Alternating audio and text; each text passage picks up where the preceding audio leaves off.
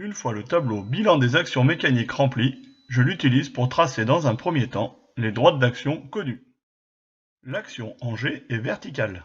Je trace donc une verticale passant par G. Pour l'action en F, la droite CF est déjà tracée.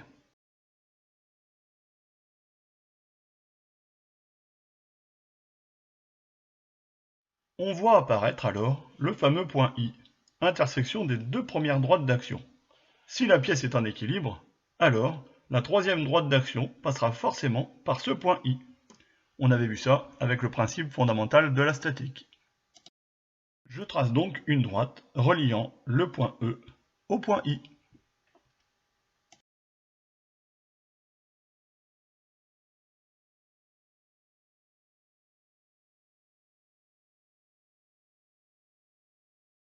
Je connais maintenant la troisième droite d'action qu'il me manquait. Pour l'instant, nous n'avons travaillé que sur les droites d'action. Pour les vecteurs, c'est l'étape suivante, le triangle des forces.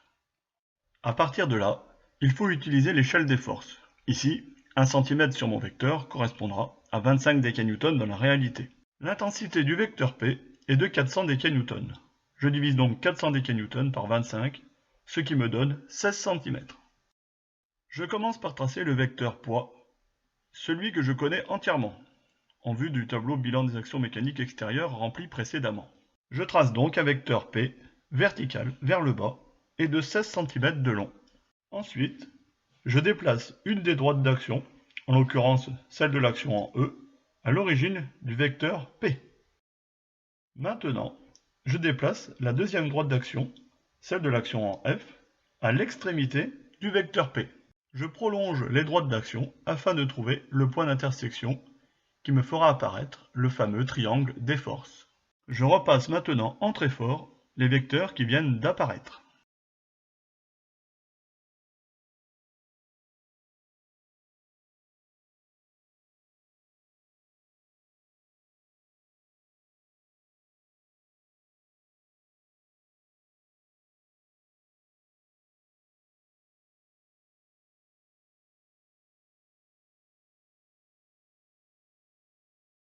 Je mesure leur longueur à l'aide d'une règle.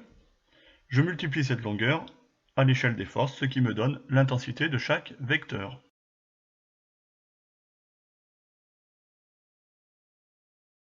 J'ai répondu maintenant aux questions et je connais entièrement les deux vecteurs inconnus au départ.